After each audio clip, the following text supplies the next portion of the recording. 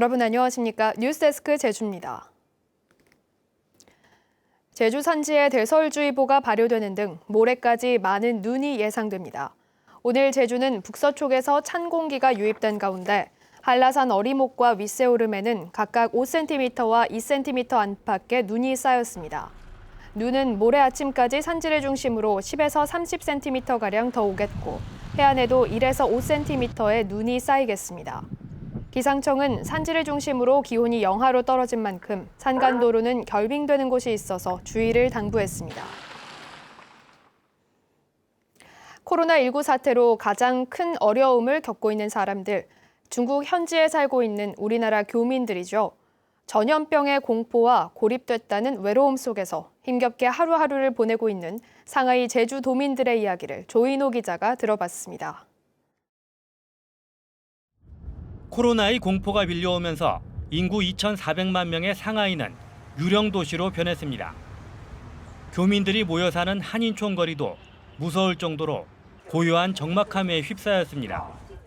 바이러스의 공포로 인한 불안함이 제일 크죠. 아이들 있는 가정 같은 경우는 3주째 지금 거의 집 밖을 못 나오는 가정도 있고요. 어린이들 마스크가 좀 부족해서 그거를 좀 확보하려고 지금 여러 군데 좀 알아보고 있는 중입니다. 상하이에 사는 제주 출신 교민은 100여 명. 제주도가 마스크 1,000개를 보냈지만 물류가 중단돼 아직까지 받지 못했습니다. 저는 일단 여기서 마스크를 좀 많이 사가고 싶었는데 돈을 줘도 살 수 있는 상황이 아니라서 이제 제가 오기를 기다리는 분들이 또 많이 계시거든요. 마스크 몇 개 가지고 올 수 있을까 궁금해하시는 분들도 많이 계시고요. 경제 활동이 중단되면서 교민들의 생업도 큰 타격을 입었습니다. 지금 한 달째 판매도 안 되고 수입도 안 되고 현재 물류까지도 안 되고 있어서 유통이 안 되고 있는 상황이기 때문에 좀 많이 힘든 편이죠. 다음 주부터는 제주와 상하이를 오가는 항공 노선이 완전히 끊깁니다. 언제쯤 재개될지 지금은 기약하기 어렵지만 그때를 위해서라도 중국과 중국인에 대한 지나친 혐오는 자제해달라고 교민들은 이야기합니다. 우한에 있는 대한민국 국민들을 구출하는데 1차 수송할 때 굉장히 많은 반대가 처음에 있었죠. 저희도 똑같은 이제 그런 경우가 있었을 때 만약에 국외에 돌아가는데 그런 처지에 있다면 저희도 굉장히 슬펐을 것 같습니다. 사실은 이제 이것이 언젠가는 끝날 거고 이 끝난 이후에 다시 한국과 중국의 교류가 이제 다시 시작이 될 텐데 특히 제주의 중국인들 많은 중국인들을 좀 잘 위로해 주시는 것이 어떻겠나 하는 바람입니다. MBC 뉴스 조인호입니다. 코로나19 유사 증상자가 격리되거나 확진자가 입원하면 생활비를 지원받을 수 있습니다.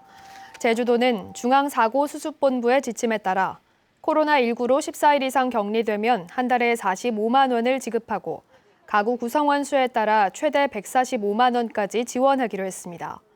제주도 내 생활비 지원 대상은 지금까지 12명으로 귀국 뒤 확진 판정을 받은 중국인 접촉자 16명에 대해서도 생활비 지급을 고려하고 있습니다. 국회의원 예비 후보를 소개하는 나는 예비 후보다 순서입니다. 오늘은 제주시 을 선거구에 출마하는 더불어민주당 부승찬 후보를 김항섭 기자가 만나봤습니다. 저는 국회의원 예비후보 부승찬입니다.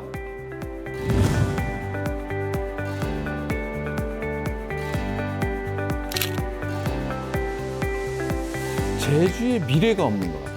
그걸 정치인들이 좀 해줘야 되는데 논의의 장을 만들고 앞으로 10년 후의 제주, 20년 후의 제주, 30년 후의 제주 이거에 대한 논의 자체가 전혀 없다. 그래서 제주의 정체성 자체가 없다 보니까 미래 정체성이 없다 보니까 나는 저 같은 경우는 정치를 하게 된다면 이렇게 하겠다. 미래를 어떻게 그려가겠다. 이거부터 시작하기 위해서 정치에 입문하게 됩니다.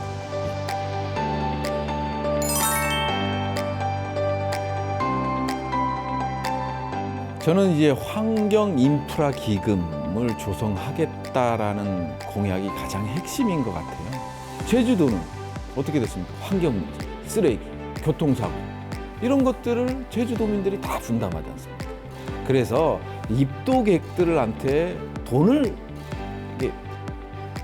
이게 걷어가겠다라는 개념이 아니라 이 제주도라는 자연 환경을 가지고 수익을 내는 뭐 기업이 됐건 그다음 공사가 됐건 여기서 일정 부분 분담을 해야 된다.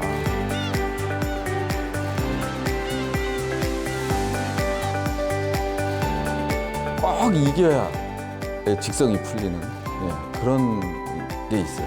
그래서 군 생활할 때도 그랬거든요. 어떤 목표가 있으면 정말 이기고 인정받기 위해서 노력을 했습니다. 인정받고 싶고 그러면 그 인정을 위해서는 끝까지 갑니다. 정치도 마찬가지인 것 같아요. 제가 생각하는 정치도 제가 도민만 생각하면서 간다면 반드시 힘찬 변화로 새로운 제주를 만들 수 있지 않을까.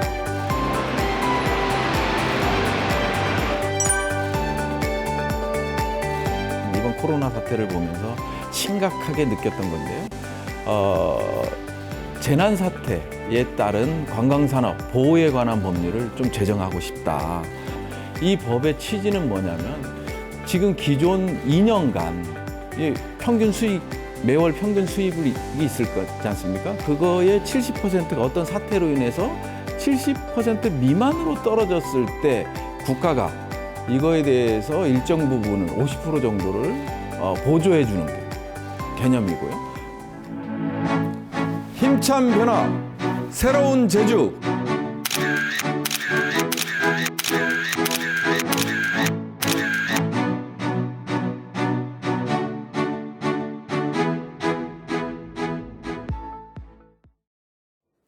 사용기간을 넘긴 낡은 수도관이 7%에 이르러 누수율을 높이고 있다는 지적이 나왔습니다.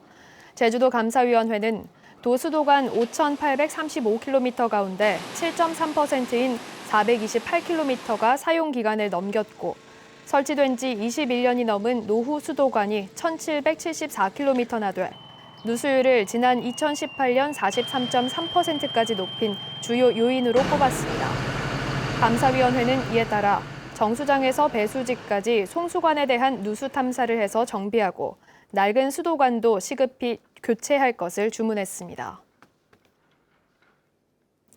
제주도 내 외국인 소유 토지가 지난해에 비해 줄어든 것으로 나타났습니다. 제주도에 따르면 지난달 말 기준 외국인이 소유한 제주 지역 토지는 14,000여 필지 2,200여만 제곱미터로 지난해 같은 기간보다 1.19% 감소했습니다.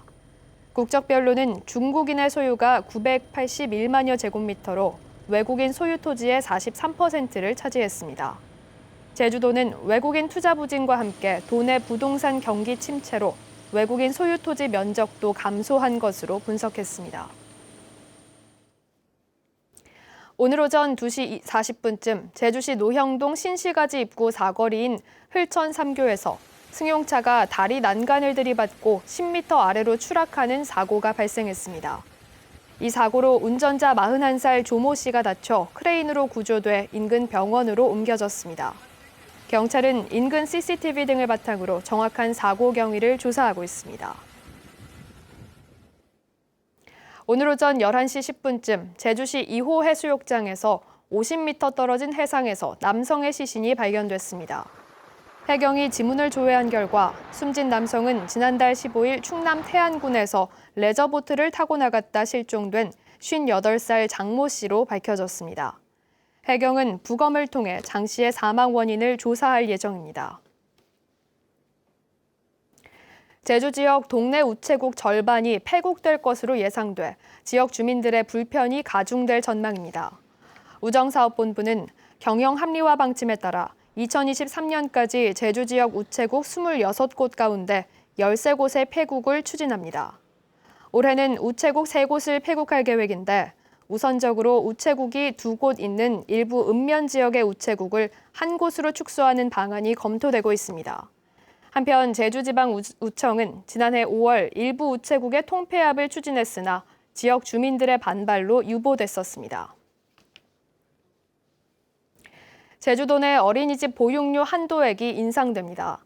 제주도는 최근 보육정책위원회를 열어 올해 국공립 어린이집 보육료 한도액을 나이에 상관없이 22만 원으로 지난해보다 2만 원 올렸습니다. 또 민간 어린이집인 경우 만 3살은 30만 3천 원, 만 4살과 5살은 29만 5천 원으로 각각 7% 오릅니다. 뉴스를 마칩니다. 여러분 고맙습니다.